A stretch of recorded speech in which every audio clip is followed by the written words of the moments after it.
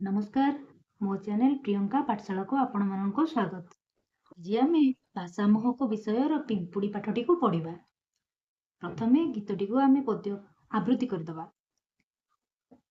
मामुनी देखी पिंपुड़ीटीए पाखकु डाकी ताहाकु कुहे केड़े छोटिया होइछु तुही बुद्धिरे तोहर सरिके नाही बंधु परिजन साथीरे नेई धाऊ थाऊ तुही आहार पाई बळका दरब साइति देऊ जोड़ी बरसारे बसिकी खाऊ अलस पणटी तोठारे नाही बड़ परिश्रमी अटुरे तुही कला कौशले करू जे घर जगत कही तु कारीगर शृंखलार सह काम तु करू दलपति आज्ञा मथारे धरू आज्ञाकारी प्राणी तो परी केही सारा संसार रे जणे तो नाही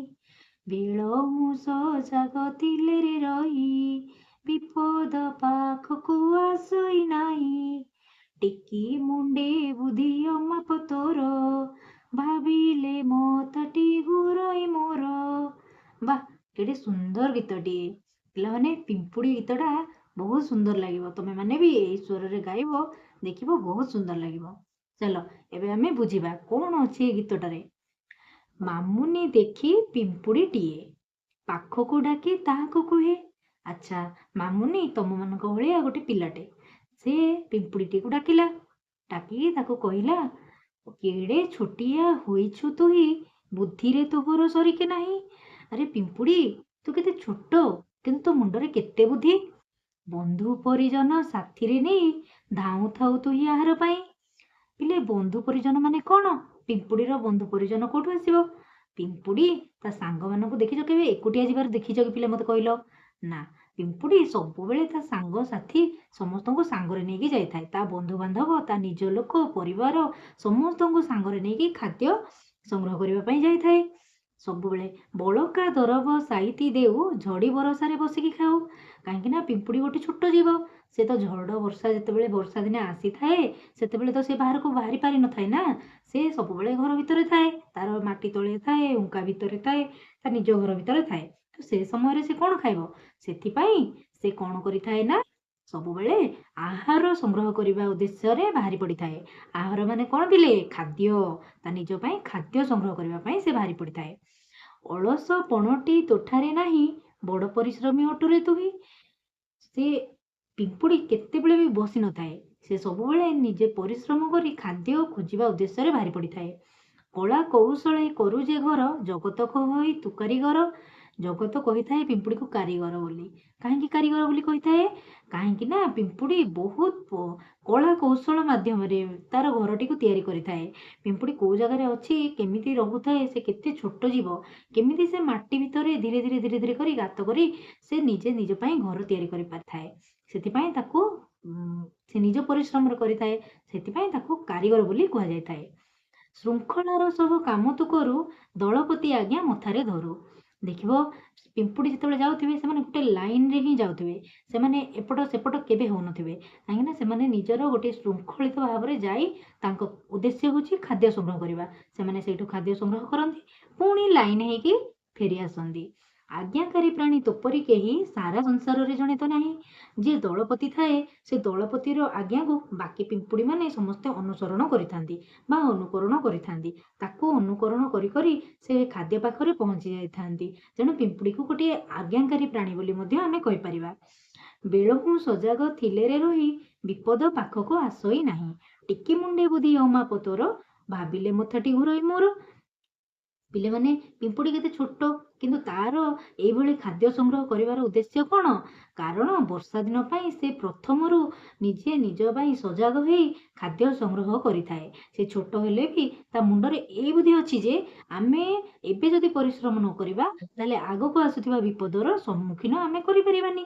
ସେଥିପାଇଁ ସେ କ'ଣ କରିଥାଏ ନା ସବୁବେଳେ ଖାଦ୍ୟ ସଂଗ୍ରହ କରିବା ଉଦ୍ଦେଶ୍ୟରେ ବାହାରି ପଡ଼ିଥାଏ ଆଉ ତତ୍ପର ରହିଥାଏ। ନିଜର ସାଙ୍ଗସାଥୀ ବନ୍ଧୁବାନ୍ଧବ ସମସ୍ତଙ୍କୁ ଧରି ସେ ଖାଦ୍ୟ ସଂଗ୍ରହ କରିବା ଉଦ୍ଦେଶ୍ୟରେ ବାହାରକୁ ବାହାରି ପଡ଼ିଥାଏ। ଏବେ ଦେଖିବା ପରପୃଷ୍ଠରେ କ'ଣ ଦେଇଛି। ବୁଝିପାରିଲ ପିଲାମାନେ ପିମ୍ପୁଡ଼ି ପାଟିକୁ? ଏବେ ଦେଖ ସେ ଦେଇଛି ଆସ ଟିକେ ଚିନ୍ତା କରି ଲେଖିବା ଓ ପଢ଼ିବା। କବିତାକୁ ପଢ଼ି ଖାଲି ଜାଗା ପୂରଣ କର।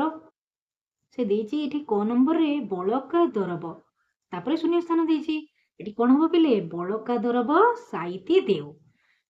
1 ନମ୍ବର ଖରେ ଦେଲା ଦେଖ ବନ୍ଧୁ ପରିଜନ, ବନ୍ଧୁ ପରିଜନ ସାଥିରେ ନେଇ, ଜଗତକ ହୋଇ ତୁକାରୀ ଗର, ଶୃଙ୍ଖଳାର ସହ କାମ ତୁ କରୁ। ଏଇଟାକୁ ତମେ ଏଇ ପଦ୍ୟଟିକୁ ମୁଖସ୍ଥ କରିଦବ। ମୁଖସ୍ଥ କରିଦେଲେ ୟାର ଯୋଉ ଅଧା ଅଧା ଆସୁଛି ଯେମିତିକି ବଡ଼ ପରିଶ୍ରମୀ ଅଟୁରେ ତୁହି, ବନ୍ଧୁ ପରିଜନ ସାଥିରେ ନେଇ, ଧାଉଁ ଥାଉ ତୁହି ଆହାର ପାଇଁ, ଏଇ ପଦ ଗୁଡ଼ିକୁ ତମେ ପୂରଣ କରିପାରିବ। ଦେଖ 2 ନମ୍ବର ଦେଲା ଶବ୍ଦର ଶେଷ ଅକ୍ଷରକୁ ନେଇ ନୂଆ ଶବ୍ଦ ଗଢ଼ ଓ ଲେଖ। ଆହାର, ଆହାରର ଶେଷ ଅକ୍ଷର ହେଲା ର, ସେଇଭଳି ରବି, ରବିର ଶେଷ ଅକ୍ଷର ହେଲା କ'ଣ? ବି, ବିରେ ଆମେ ନିଜେ ଗଢ଼ିବା। ବିଲ, ଲରେ ଲବ, ବରେ ବଡ଼, ଡରେ ଡବା, ବାରେ ବାଘ, ଘରେ ଘର, ରରେ ରଥ, ଥରେ ଥର, ରରେ ରବି, ବିରେ ବିରି। ଏମିତି ଆମେ ଶବ୍ଦ ଗଢ଼ିପାରିବା। ତମେ ମାନେ ଚାହିଁଲେ ବି ଏଇ ବା ଲଗେଇ ଆଉ କ'ଣ ବି କରିପାରିବ, ଶବ୍ଦ ଲେଖିପାରିବ। ଘରେ ଆଉ କ'ଣ କରିପାରିବ? ତ ରରେ ରବି, ରରେ ରଥ, ରରେ ରସୁଣ, ଯାହା ବି କରିପାରିବ ତମେ, କିନ୍ତୁ ତା ଶେଷ ଅକ୍ଷରକୁ ଲଗେଇ ପ୍ରଥମ ଅକ୍ଷର ତିଆରି କରିବ। 3 ନମ୍ବର ଦେଲା ତଳେ ଦିଆଯାଇଥିବା ବାକ୍ୟକୁ ପଢ଼ିବା। ଯୁବକଟିଏ ଗଛ ହାଣିବାକୁ ଆସିଲା, ତାକୁ ଦେଖି ପକ୍ଷୀମାନେ ଡରିଗଲେ। ଗଛରେ ବୁଢ଼ା ଶାଗୁଣାଟିଏ ଥିଲା, ସେ ପକ୍ଷୀମାନଙ୍କୁ ଏକାଠି କଲା, ସବୁ ପକ୍ଷୀ ମିଶି ଯୁବକକୁ ଘଉଡ଼ାଇ ଦେଲେ। ଏଠି ଦେଇଛି କବିତାଟିକୁ ପଢ଼। ମାମୁନି ପିମ୍ପୁଡ଼ିର ଯେଉଁ ସବୁ ଗୁଣ ବିଷୟରେ କହିଛି ତାହାକୁ ଲେଖ। ଯେମିତି ବୁଦ୍ଧିଆ ଗୋଟିଏ ପିମ୍ପୁଡ଼ିର ଗୋଟିଏ ଭଲ ଗୁଣ ବୁଦ୍ଧିଆ, ସେମିତି ଆଉ କେତୋଟି ଭଲ ଗୁଣ ଥିଲା ପିମ୍ପୁଡ଼ିର? ପରିଶ୍ରମୀ, ଆଜ୍ଞାକାରୀ ଆଉ ଶୃଙ୍ଖଳା, ଏଗୁଡ଼ିକ ମଧ୍ୟ ପିମ୍ପୁଡ଼ିର ଗୋଟିଏ ଗୋଟିଏ ଭଲ ଗୁଣ। 2 ନମ୍ବର ଦେଇଛି ଝୁଡ଼ିରୁ ଶବ୍ଦ ନେଇ ଖାଲି ଜାଗାରେ ଲେଖ ଓ କବିତାଟିକୁ ପୂରଣ କର। ଦେଖରେ ଦେଖ ପିମ୍ପୁଡ଼ି ଧାଡ଼ି, ଆଗକୁ ଆଗ ଯାଆନ୍ତି ମାଡ଼ି, ସତେକି ରେଳ ଗାଡ଼ି, ଆହାର ଟିକେ ପାଇବା ପାଇଁ ବୁଲନ୍ତି ଘର ବାଡ଼ି। ତ ଏଇ ଶବ୍ଦ ଗୁଡ଼ିକୁ ଯୋଉ ମୁଁ ଲେଖିଛି ଏଗୁଡ଼ା ଏଇ ଝୁଡ଼ି ଭିତରୁ ଆଣିକି ଲେଖିଲେ। ଦେଖରେ ଦେଖ ପିମ୍ପୁଡ଼ି ଧାଡ଼ି, ଆଗକୁ ଆଗ ଯାଆନ୍ତି ମାଡ଼ି, ସତେକି ରେଳ ଗାଡ଼ି, ଆହାର ଟିକେ ପାଇବା ପାଇଁ ବୁଲନ୍ତି ଘର ବାଡ଼ି। 3 ନମ୍ବର ଦେଖ ତଳେ ଦିଆଯାଇଥିବା ଅକ୍ଷରକୁ ସଜାଡ଼ି ଶବ୍ଦ ଗଢ଼ ଓ ଲେଖ। ସେ ଦେଇଛି ପରିମିଶ୍ର, ତାକୁ ସଜାଡ଼ିଲେ କ'ଣ ହବ ପିଲେ?